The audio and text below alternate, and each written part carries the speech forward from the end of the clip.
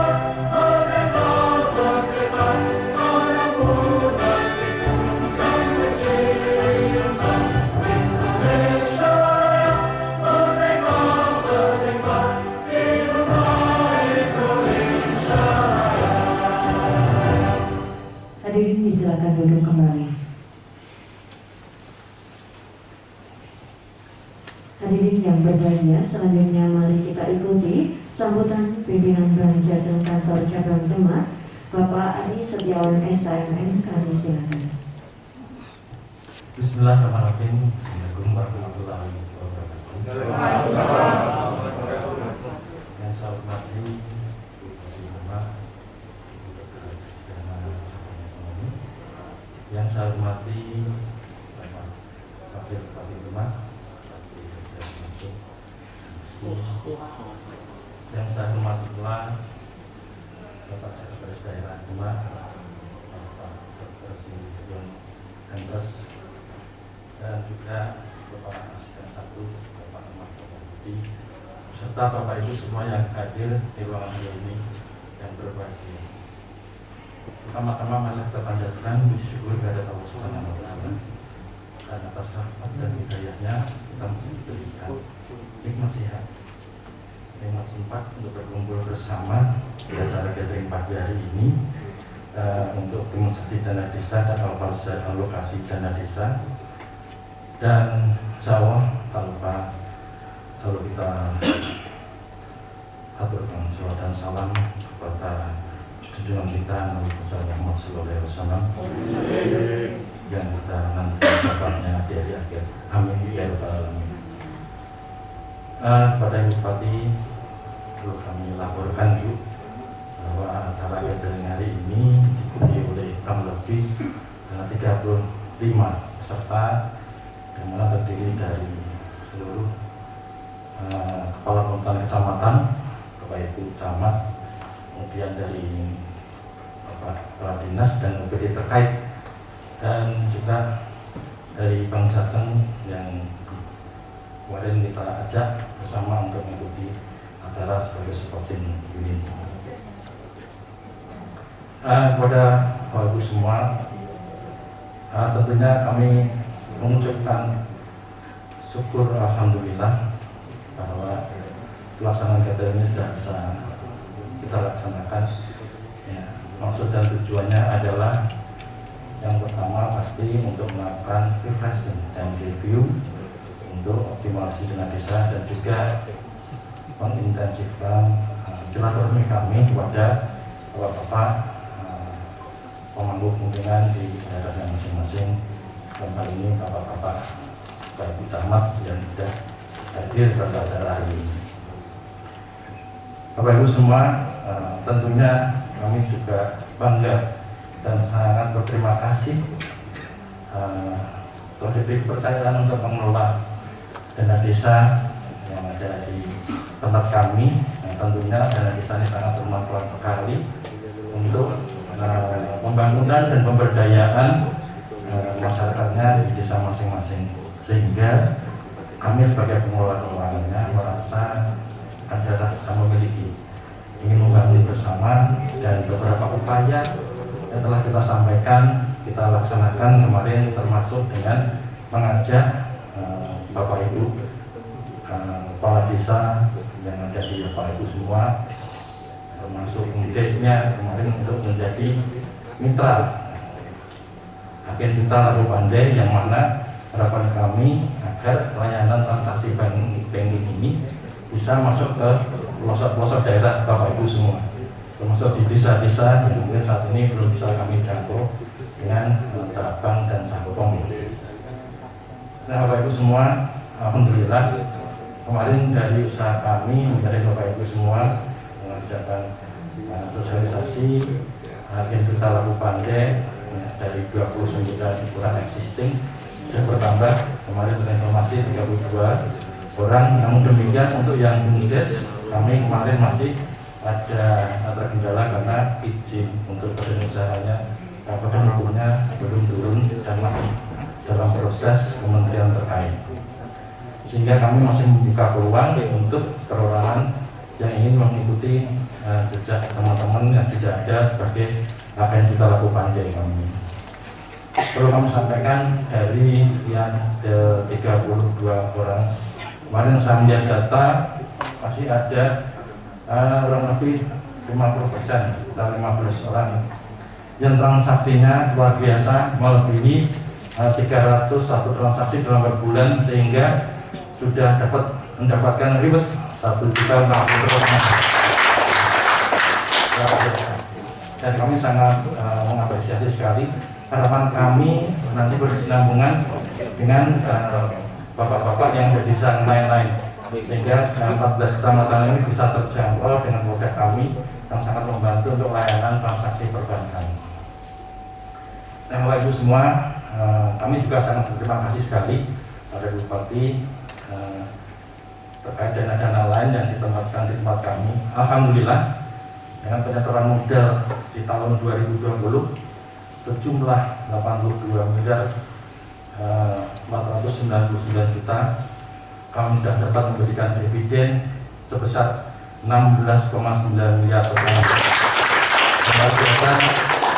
Alhamdulillah di bulan Maret 2021 kemarin sudah kita setorkan di rekening EKUD jumlah 12,1, dan terakhir 4,8 sudah kita setorkan juga di rekening EKUD kemarin tanggal 1 Oktober itu. Sehingga ini adalah hal yang luar biasa. Kalau dihitung dari bunga, Bapak Ibu semua, sulit untuk membandingkan, ya, karena dengan 82 miliar 499 juta ini keuntungannya adalah 20%,54, ya. 20,54 ini artinya bahwa secara rentabilitas cukup signifikan kalau dibandingkan dengan bunga deposito saat ini, sangat jauh Bapak Ibu semua. Karena yang bisa menandingi adalah pada saat kita krismon tahun 99 dengan bunga deposito yang 30%. Nah, ini yang bisa menandingi. Kalau sekarang bunga deposito mungkin yang paling tinggi pangkat juga paling sampai dengan 5%. Sehingga ini adalah wujud kami ya, dan juga komitmen kami untuk membantu pemulihan ekonomi daerah masing-masing dan juga alhamdulillah dapat digunakan untuk hal-hal lain. Hal-hal lain ini adalah apa? Salah satunya adalah penyaluran kredit. Penyaluran kredit ini di tempat kami sudah kita bisa optimalkan melalui UMKM kami, unit layanan mikro yang notabene selalu mendapatkan reward dan outstanding di tempat kami sampai dengan saat ini sudah tersalurkan 100 miliar untuk kredit mikro, luar biasa. Dan alhamdulillah Bapak Ibu semua, kolektibilitasnya sangat terjaga meskipun ada pandemi dan sempat ada beberapa yang direstrukturisasi, tapi kami masih mendapatkan kolektibilitas 0. Artinya tingkat kesehatan kita, ya, kepercayaan masyarakat terhadap Bank Jateng ini luar biasa, sehingga angsurannya tetap bisa dijaga dengan stabil. Harapan kami selalu mengedepankan daerah dan menjaga berupaya untuk meningkatkan stimulasi pendapatan daerah dan insya Allah menjaga misi kami untuk menjadi bank terpercaya, menjadi bank masyarakat dan mampu menunjang pembangunan daerah. Demikian dari saya, terima kasih. Saya akhiri berkata saya, Assalamualaikum warahmatullahi wabarakatuh.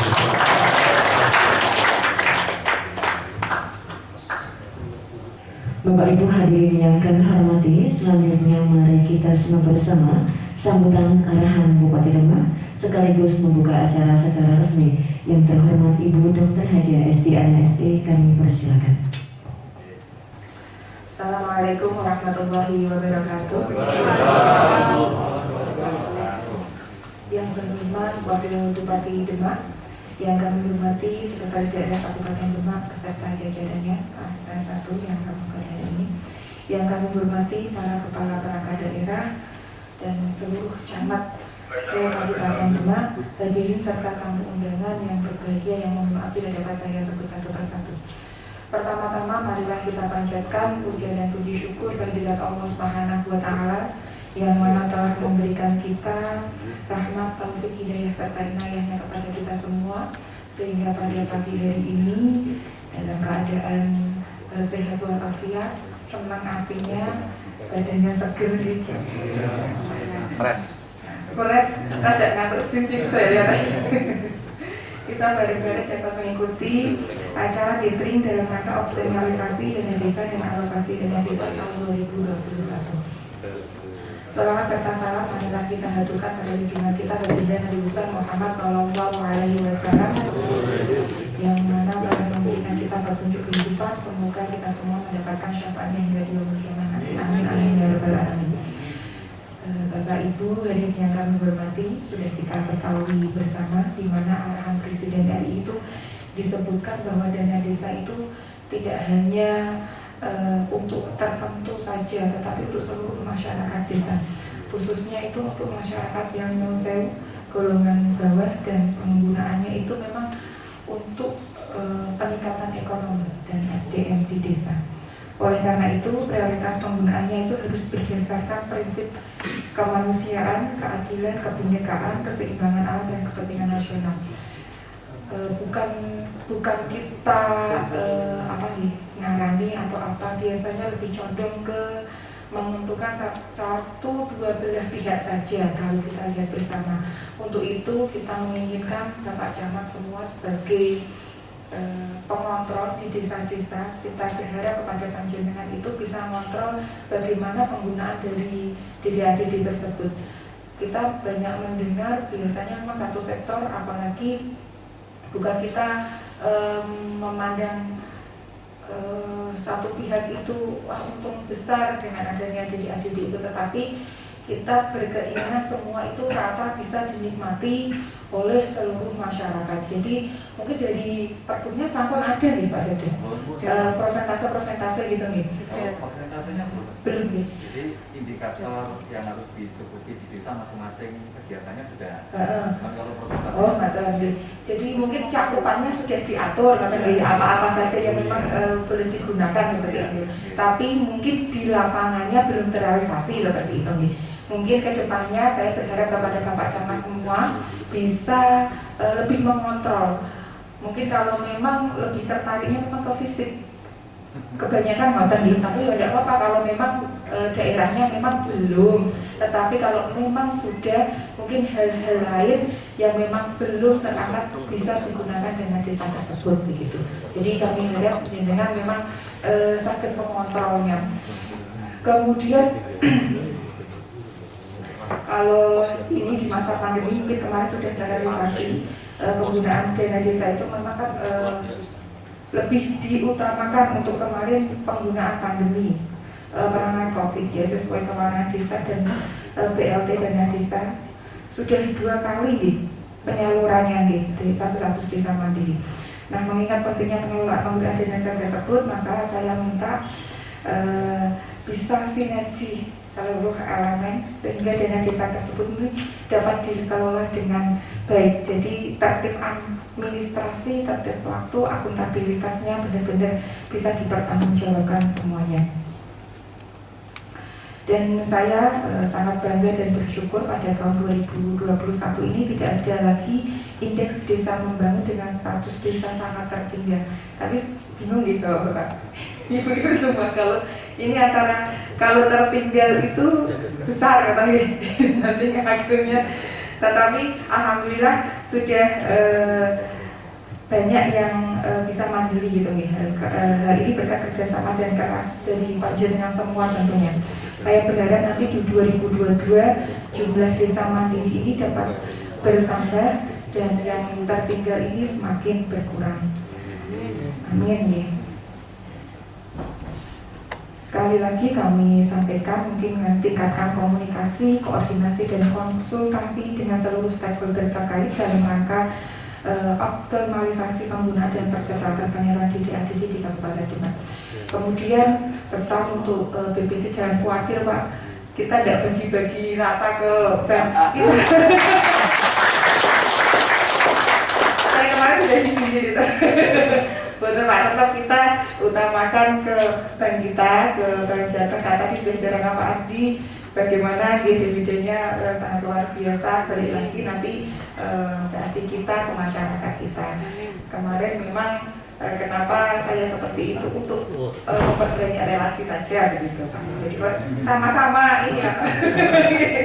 Jadi jangan takut untuk BPJ, kita tetap setia kepada panjenengan. Mungkin demikian beberapa yang dapat kami sampaikan. Mari bergerak bersama wujudkan tata kelola keuangan yang bersih dan transparan.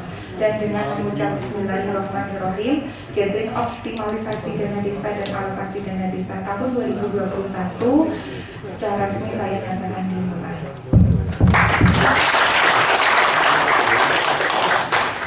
Mungkin dari saya cukup sekian.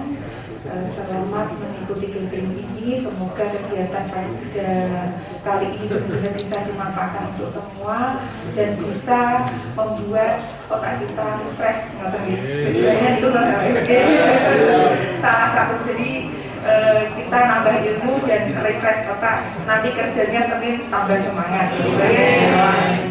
Dari saya cukup sekian. Mohon maaf jika ada kata-kata yang kurang berkenan.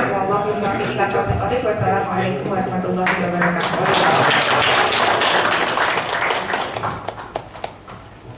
Baik Bapak Ibu yang kami hormati, demikian tadi sambutan Bupati Demak. Baik, selanjutnya mari kita ikuti arahan Wakil Bupati Demak yang terhormat Bapak Kiai Haji Ali Mahsun MSI. Kami silakan.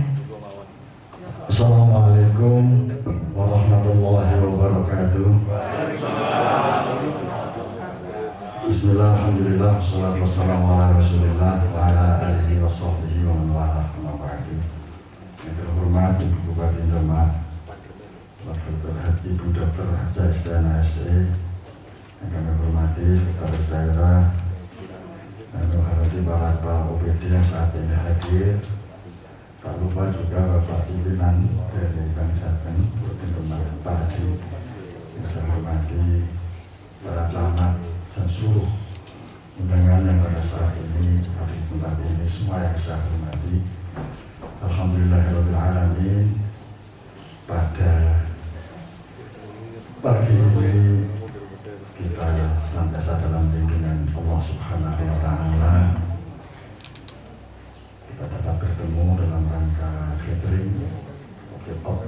revitalisasi dana desa dan APBD.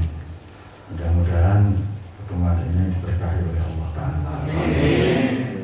Salawat serta salam semoga senantiasa tercurah ke pangkuan baginda Rasulullah Muhammad Sallallahu Alaihi Wasallam yang insya Allah akan beri syafaat kepada kita semua.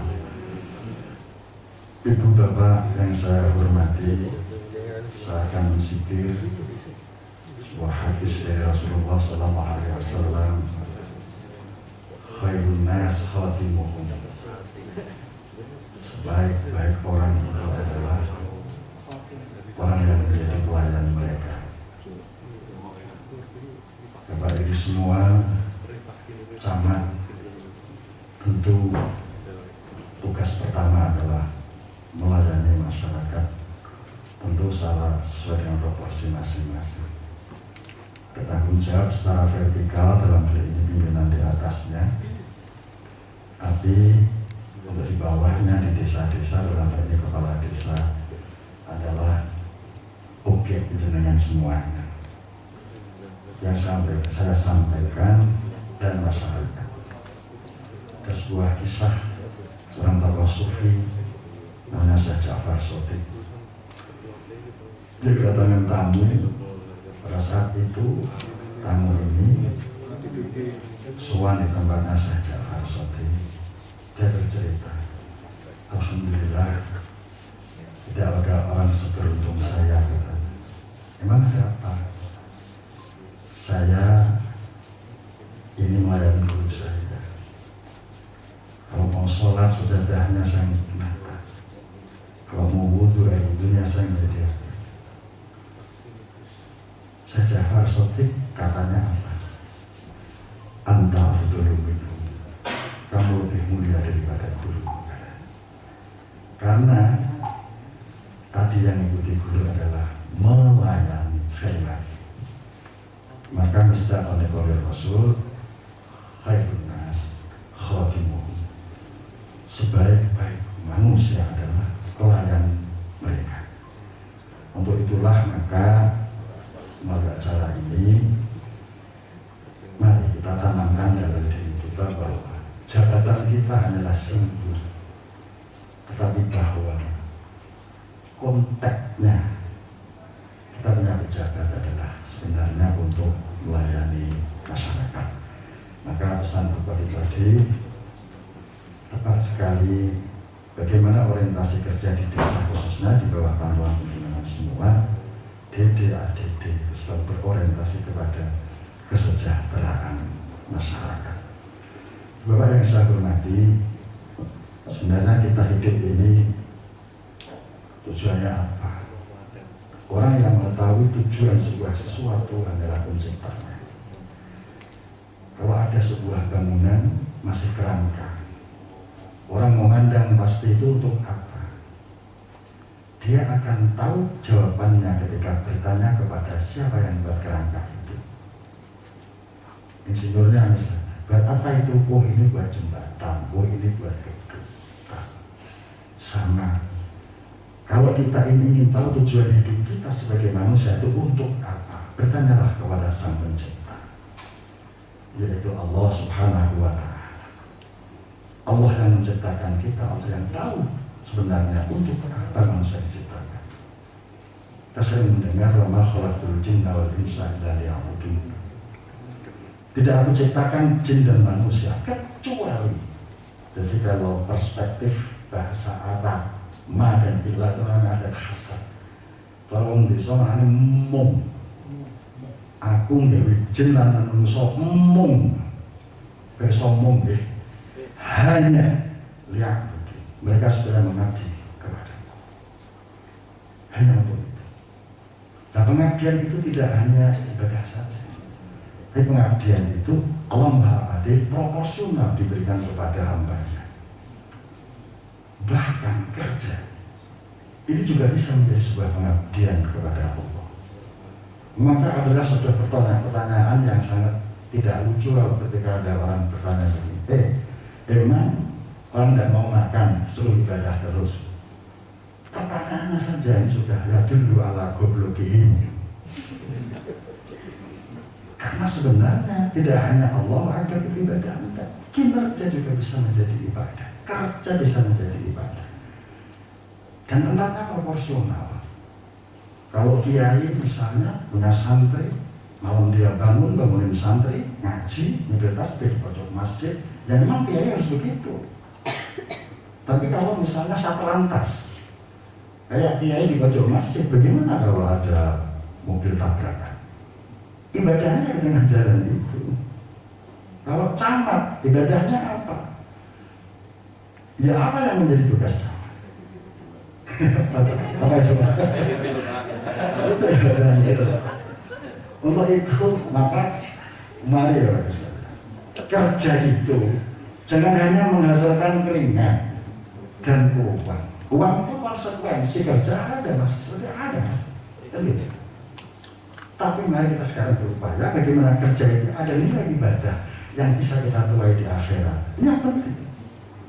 Sehingga walaupun kelihatannya kita kerja, kita berkeringat di situ, kita menghasilkan uang, tetapi juga berbuah pahala untuk di akhirat.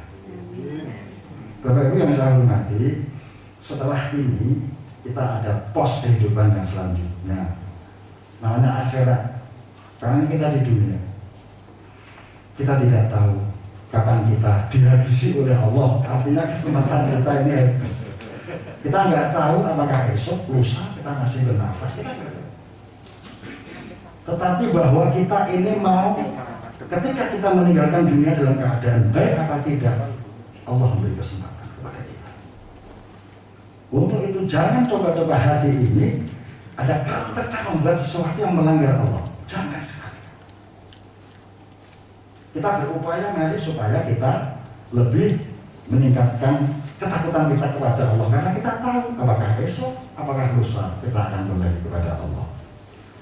Tentu orang-orang yang terkenal, ada Prof. Habibie, ada Gus Dur Rahman Wahid, ada Pak Soekarno, ada Pak Harto, apakah mereka menikmati pujian orang dunia sekarang? Tidak sama sekali. Dengan adanya acara ini kita bangun itu mentalitas kita supaya lebih profesional lagi.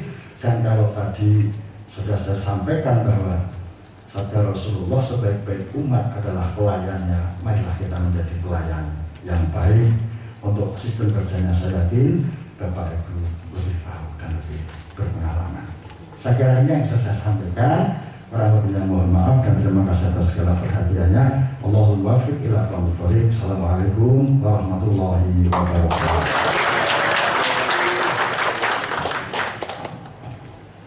Baik Bapak Ibu, demikian tadi sambutan arahan oleh Wakil Bupati Demak. Selanjutnya mari kita ikuti arahan dan motivasi oleh Sekretaris Daerah Kabupaten Demak yang terhormat Bapak Dr. Singgi Setiana Enkes. Kami persilakan. Assalamualaikum warahmatullahi wabarakatuh. Bismillahirrahmanirrahim. Puji syukur kepada Allah Subhanahu wa Ta'ala, kita semua yang masih diberi sehat dan simpan. Dua hal yang menghargakan, dan kemarin kita bisa belajar banyak dari seorang artis yang meninggal. Yang tadi beliau Pak Wahyu mendikan kita tidak tahu kapan dia habisi. Dalam perjalanan mau seneng-seneng, tapi di tengah jalan diambil yang puasa. Maka jangan pernah berbuat buruk setiap saat. Karena suatu ketika, ya siapa tahu tadi pagi saya mengikuti jangan-jangan kena mubalaghah gitu dari Habib Rizik gitu ya. Jadi kawanku semua ya, kita perlu bersyukur setiap saat karena kita diberi sehat dan sopan. Seringkali saya sampaikan, sehari semalam kita pakai ventilator itu 3,5 juta. Belum oksigen 280.000. Sehingga itu kalau kita tidak pakai alat seperti itu, kita sebetulnya dapat uang banyak kalau dirupiahkan oleh Allah.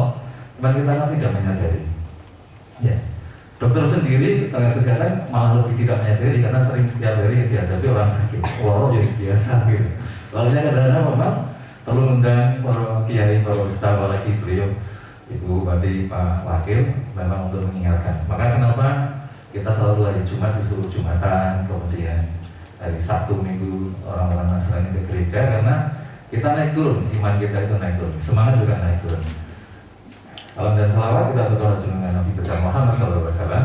Junjungan jalan yang benar bagi kita semuanya. Yang kita hormati bersama Ibu Bupati Demak, Ibu Dr. Setiana SE, Bapak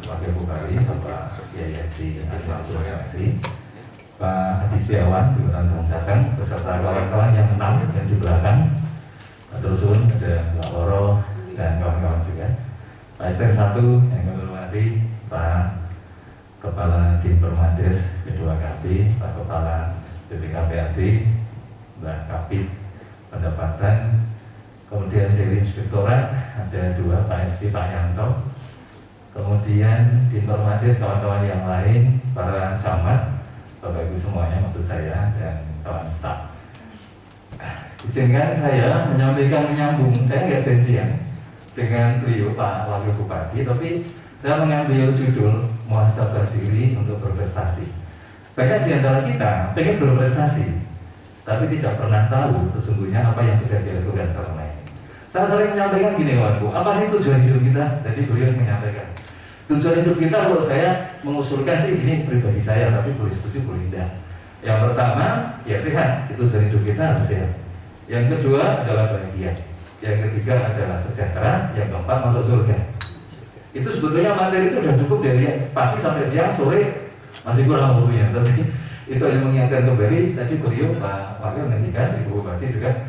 Kalau kita ingin melayani masyarakat, ya kita harus siap dulu. Kalau kita pengen lurus, ya kita harus bahagia dulu, harus sejahtera dulu. Biasanya sing neko-neko itu kurang sejahtera. Walaupun uangnya banyak, mungkin merasa masih belum cukup, maksudnya gitu. Karena memang ada yang uangnya sudah banyak, tapi masih mengambil gitu. Nah itu karena mungkin mindset pikirannya masih kurang lurus gitu. Masuk surga semua kalau ditanya pengen masuk surga, tapi banyak di antara kita terpeleset hal-hal yang kecil-kecil. Baik, new spirit, new hope. Jadi sama baru dan new spirit and new hope, harapan baru. Ya moga-moga sepulang dari sini seperti yang disampaikan oleh Ibu Bupati, Pak Wakil, semangat gitu ya. Kenapa sih kita perlu muhasabah? Ya karena muhasabah itu adalah sebuah upaya untuk melakukan introspeksi. Karena banyak di antara kita seringnya ngingati orang liya, orang-orang lain. Jadi kalau mentani wong liya itu pintar itu sampai rezekinya itu tahu hartanya berapa itu tahu deh. Dia penghasilannya itu dari sini, itu punya mobil itu dari sini. Wah dia kalau aku enggak. Nah itu sampai tahu. Begitu banyak dia tahu orang lain, biasanya dia melupakan dirinya sendiri dan keluarganya. Agak sambil dicegah supaya dia mobil. Begitu banyak waktu yang kita manfaatkan untuk merasani orang, maka begitu banyak waktu yang Anda luangkan untuk orang lain, bukan untuk Anda dan keluarga.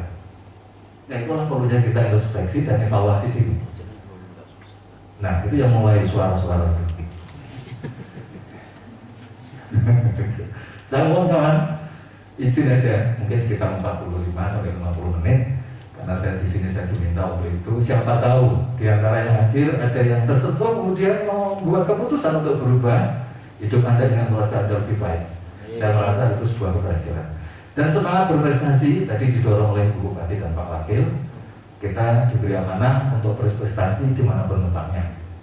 Ya. Seringkali kita melihat sebuah keburukan, kebaikan kadang-kadang dari sudut yang berbeda pandangan kita. Itulah mengapa seringkali kita melupakan untuk selalu berintrospeksi. Kalau di dalam teori Barat, kita sering mendengar stop and think. Mungkin ada yang pernah membaca. Stop and think. Kita diminta suatu ketika berhenti sejenak untuk berpikir. Kalau kita diminta berhenti sejenak itu hari Jumat. Di tempat lain itu Jumat yang libur, di tempat kita yang Minggu yang libur. So, kenapa Minggu libur? Karena Minggu itu disuruh ke gereja, kita kan tidak ke gereja. Kita itu ke masjid, mestinya Jumatnya yang libur. Betul ya kira-kira? Udah gitu aja, Jumat masih dengan olahraga. Makanya menurut saya, kenapa kita mendorong untuk hari Jumat itu pakai baju putih? Karena dulu Jumatan Ibu Bupati Pak Wakil itu pakai kaos yang belakangnya ada namanya cat itu MO. Habis olahraga, itu masih banyak gitu. Untuk Jumatan dan pakai itu training. Coba tuh ngadepi Gusti Allah begini. Kayak gitu minta doa supaya dikabulkan. Oh sampai pilih karo aku, sampai jalur karo aku kan Gusti Allah tidak begitu kan. Nah, coba Bapak Ibu, kalau hari ini jangan pernah melakukan segera tobat dari jalan yang benar. Kalau Jumatan pakai baju yang baik. Makanya hari Jumat kita minta untuk pakai putih, itu satu diantaranya kepepet. Orang yang ganti baju, misal baju putih itu yang disunahkan. Ya, memang bukan ustaz, bukan kiai, tapi saling mengingatkan kan boleh aja. Ya, tujuan muhasabah itu adalah memperbaiki hubungan dengan Allah, ya, gitu. Memperbaiki hubungan dengan sesama. Ini dia, ini yang penting. Memperbaiki hubungan dengan diri sendiri. Karena kadang-kadang kita tidak tahu diri sendiri. Contoh, banyak di antara kita punya penyakit tapi tidak tahu. Tidak tahu. Tahu-tahu sudah badannya kurus, kemudian mual, muntah, taunya ada gangguan gula, gangguan yang lain. Maka kemarin saya lihat kawan kita, ada salah seorang zaman, saya lihat, sampai nggak sehat gimana? Padahal saya belum tahu apapun, hanya dari perubahan aja kita tahu, ya. Jadi kawanku coba perbaiki hubungan dengan diri sendiri. Makanya tadi tujuan hidup kita yang pertama sehat itu utama, karena modal satu-satunya adalah sehat tanpa harus mengeluarkan biaya. Nah, muhasabah itu sangat penting karena bisa menentukan hidup kita di surga atau di neraka. Jadi Pak Wahid intinya, ya.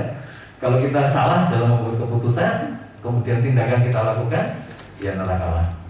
Tiba-tiba kita dihabisi sebelum kita tobat, ya, seperti itu. Kemudian muhasabah itu kalau kita biasakan, kita akan membuat hati-hati, takut untuk menjerumuskan orang lain, ya, ngerasani ghibah gitu. Saya nggak ghibah Pak, saya mengatakan yang sesungguhnya kok. Ya sebetulnya sama aja. Slide next.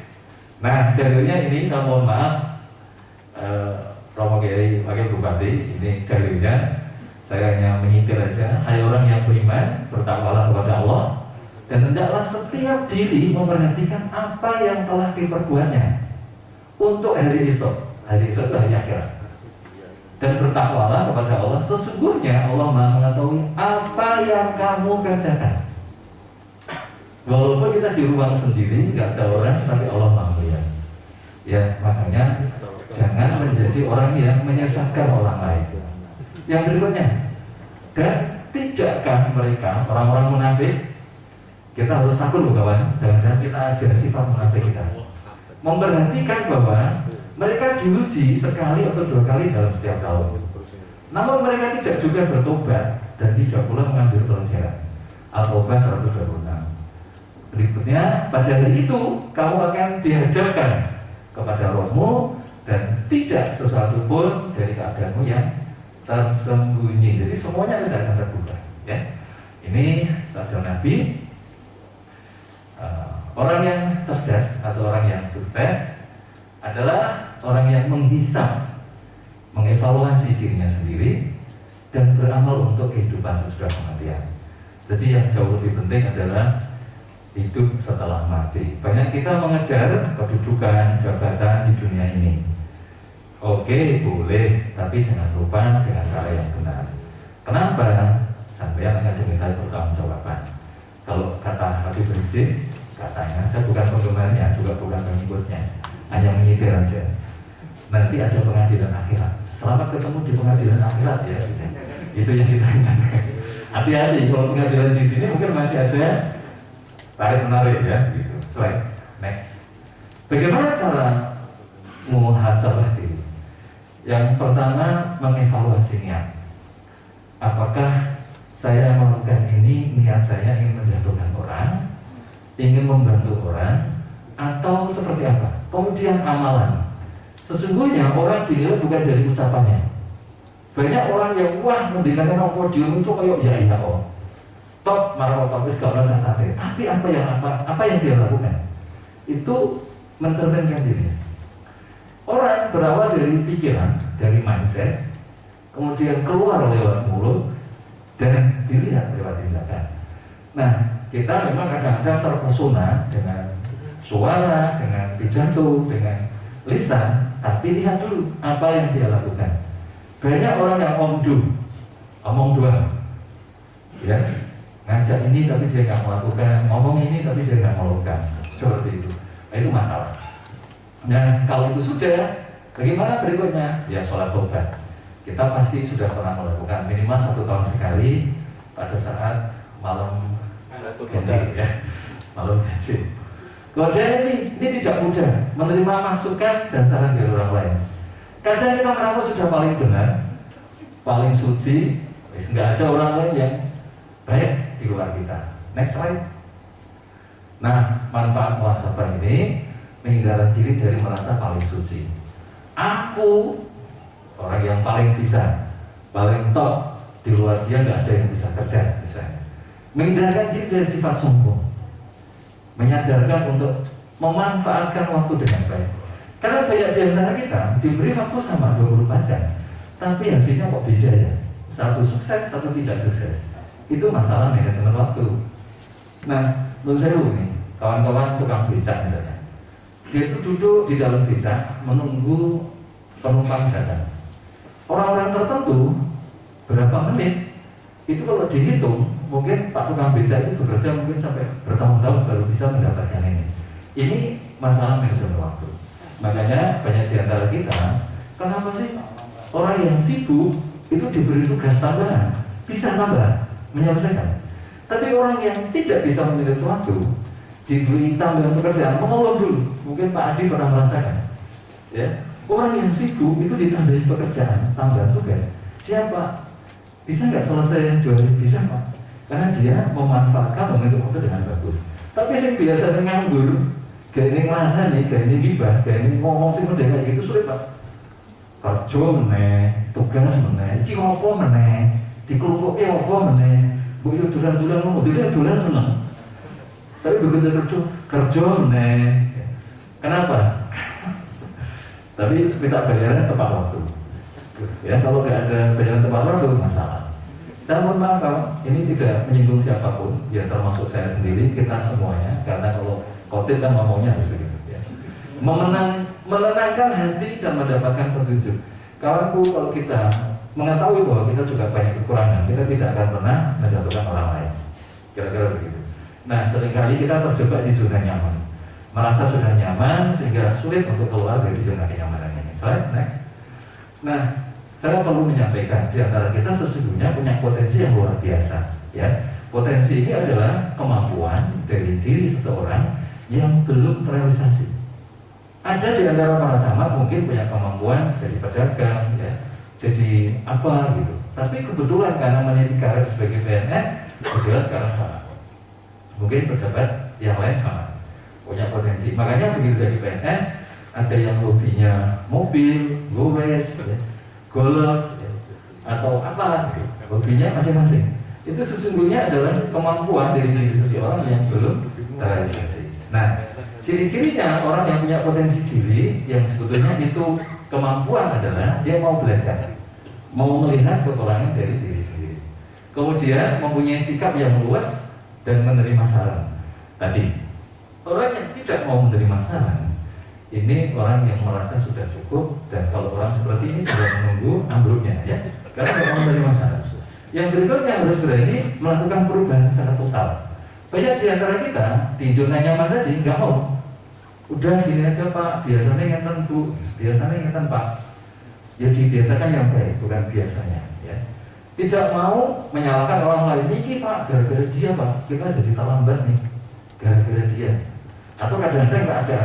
Udah Bu, oh baru banjir, oh baru, wah, beledeknya bukan kawan-kawan.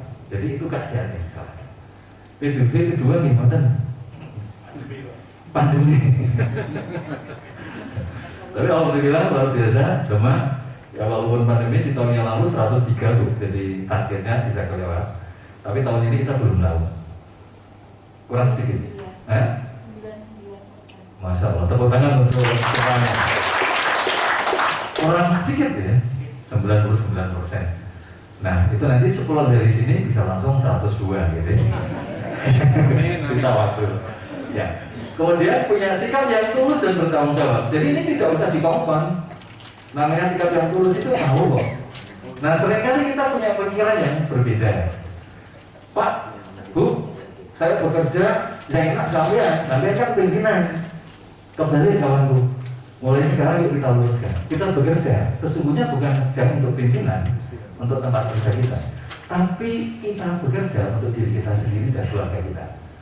Pengen bukti, kalau kebetulan orang bekerja di sebuah perusahaan, dia bekerja buruh, kemudian dia dicopot, ya pekerjaannya, dia di PHK, maka yang terpaksa tidak hanya karyawan ini dong, keluarganya ikut terpaksa.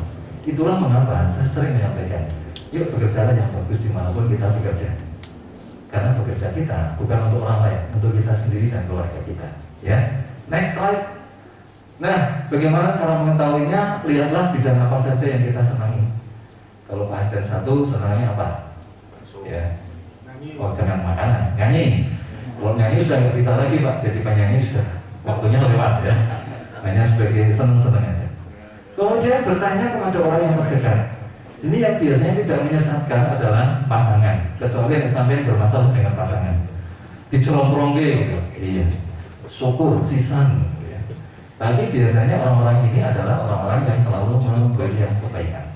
Orang tua, pasangan, anak, sahabat, mentor gitu ya. Kemudian mencoba hal-hal yang baru. Coba kalau misalnya ada waktu bisa mencoba hal-hal yang baru. Siapa tahu itu mungkin akan membantu kita. Karena banyak hobi-hobi yang sebetulnya menghasilkan uang di luar sebagai PNS. Yang senang sepeda motor, senang mobil, ternyata bisa jual beli di luar jam-jam bekerja. Yang berikutnya, ini yang sering kali penyakit kita, membaca. Di antara kita sulit sekali membaca. Membaca WA cepat, kami membaca artikel jarang. Apalagi beli buku. Siapa yang beli buku dalam 1 bulan terakhir 2 buku? Oh 1, oh 2, Allah. Ya. Jadi kalau yang dibeli buku pasti yang masuk adalah ilmu, tapi yang dibeli pulsa belum tentu. Sebagian yang masuk, sebagian tidak. Ya. Kemudian lihat tadi ibrohnya kita dengan artis yang meninggal itu, yang pertama harus hati-hati. Ya. Yang kedua dengan sopir diupayani, jangan-jangan sopir diupayani, genjot terus akhirnya ngantuk ya. Ya. Gaspol remblong, jadi masalah. Yang berikutnya merasakan. Kadang-kadang kita diberi Tuhan, sebetulnya Allah itu mengabulkan doa kita dengan kejadian-kejadian di sekitar kita. Kita contoh misalnya, ya Allah, tolonglah aku, selamatkanlah aku. Dengan kemudian kejadian itu harusnya kita ngomong pada diri sendiri, pada supir, hati-hati, rasa ngebut, mobil genjot, palu, sekarang palu, kudu jambulu. Ya sopir akhirnya ya grogi ya, digenjot, ternyata ngantuk ya. Next slide. Nah, ini cara mengembangkan potensi diri, mengenali diri lebih dalam. Nah ini tadi merumuskan tujuan hidup. Yang 4 tadi kalau Bapak Ibu setuju sih, kalau enggak juga nggak apa-apa. Kemudian yang ketiga, menguatkan niat. Niat kita setemennya apa? Yang tahu hanya Anda dan Allah. Yang berikutnya bersikap terbuka terhadap saran masukan, kemudian membuang pikiran negatif. Saya ingin membuat ilustrasi. Ada teh atau kopi nggak? Coba, saya dikasih kopi atau teh. Sedikit aja Mas, nanggunin gelas. Gelas yang di depan ini, buat dibantu. Indra, ini penting. Siapa tahu kawan-kawan itu akan terinspirasi dengan apa yang mau saya sampaikan. Sedikit aja. Lari juga, lari. Seperti lari, kita diberi waktu 2 menit, kalau enggak kita mati gitu. Makanya lari tenang. Sedikit aja. Sedikit.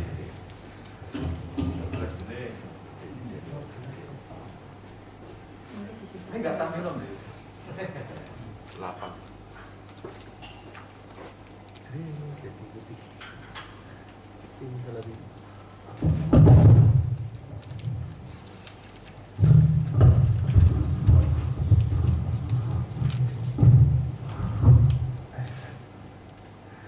Jadi Bapak Ibu, ini seandainya saya umpamakan kopi yang ada di gelas ini adalah pikiran negatif kita. Bagaimana caranya agar pikiran kita jadi positif? Caranya adalah setiap hari Bapak Ibu, cobalah masukkan sesuatu yang positif. Baca Quran, dengerin pengajian online, ya, nonton TV, yang pengajian. Maka orangnya sudah mulai tidak hitam. Setuju ya? Tapi hari berikutnya sampai gibah. Ketemu kalau konco, wah gue ngomong jelek kok. Tak benar. Itu lagi. Kemudian Ada hari berikutnya isi lagi, ikut pengajian, baca Quran, terus gitu, ketemu dengan kawan-kawan yang positif, mulai berkurang. Ya, Pak pulang pakai gelas itu dibuang, iya.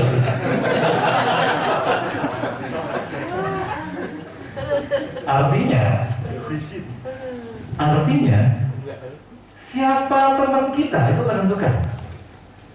Lah kalau teman kita ternyata dia sesat dan menyesatkan, maka kita termasuk orang yang sesat. Nah kalau ini ternyata mempengaruhi orang lain, maka keputusan orang lain itu juga sesat menyesatkan, kan kasihan. Dan besok nanti ada tanya jawab kalau Kiai Wakil Bupati ketiga. Besok dari kiamat setan jin itu menghindar dari apa yang pernah dia lakukan. Salahnya kau yang gelem aku itu di akhirat. Jadi orang-orang yang tersesat itu di akhirat ngomong, ya Allah Gusti, orang yang menyesatkan saya itu dia.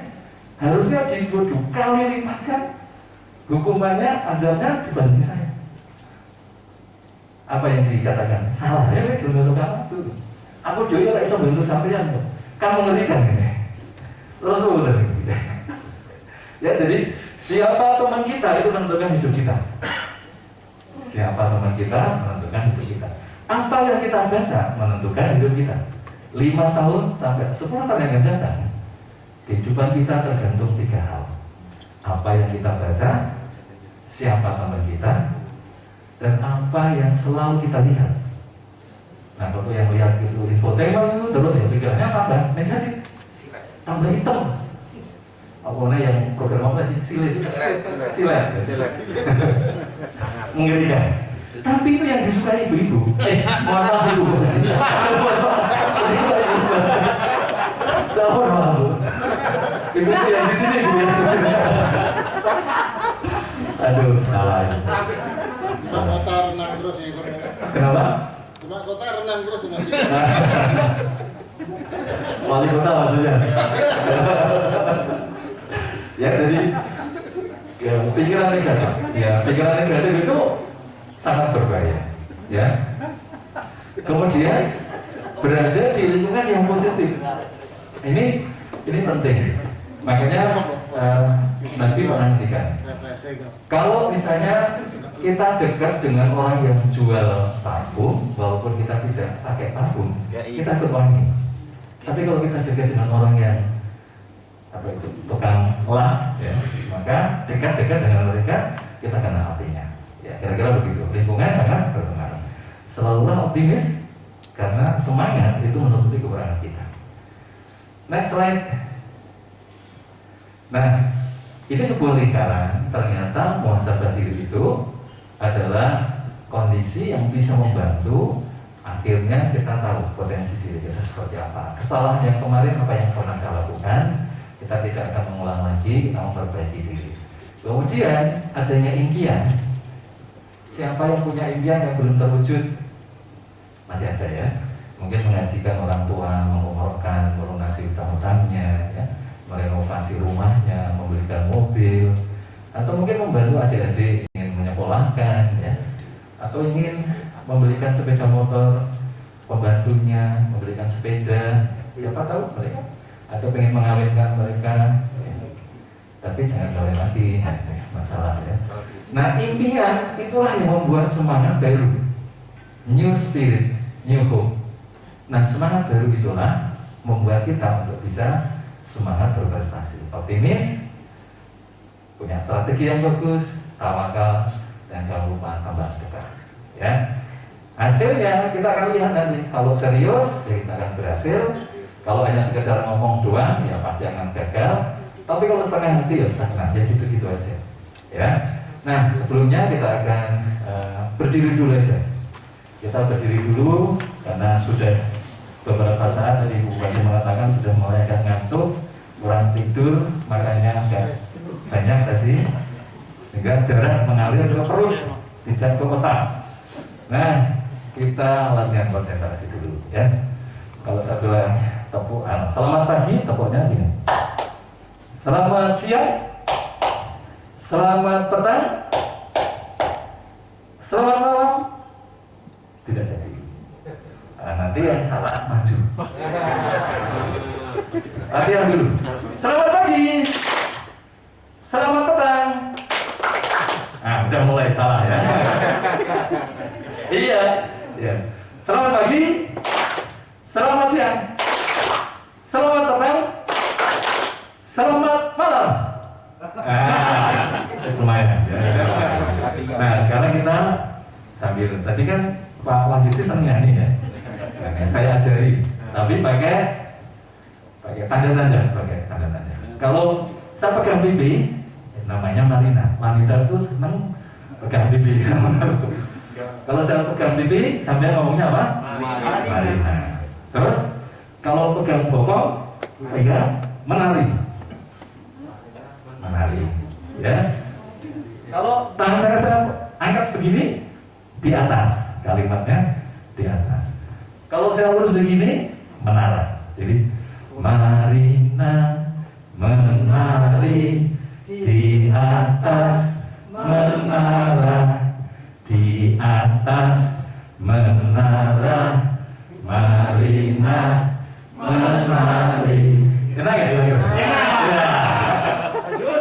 Ya, itu seneng sama ya. Pantura. Kita akan mulai. Tangannya dua, Pak. Yo, tangan dua. Saya baru pegang kok ya. Mungkin ada yang baru kamu deh. Kamu rasa Marina lebih lucu. Jangan saja ya. Oke, kita mulai. Marina menari di atas menara, di atas menara, Marina menari di atas menara, Marina menari, Marina menari di atas menara. Nanti yang laki-laki pada protes, Pak kok itu? Sekarang mana? Marijo itu kan kekuatan ya. Saya bilangnya kalau Marijo gini, bukan kalau ini kan di atas tadi. Yang di depan ini Marijo. Kalau saya bilang gini, Marijo menari di atas menara, di atas menara, Marijo menari. Oke? Kita mulai sambungan Marina dan Marijo. Ya. Kita mulai 1, 2, 3. Marina menari di atas menara, di atas menara, Marina menari, Marijo menari di atas menara, Marijo di atas, Marina menari.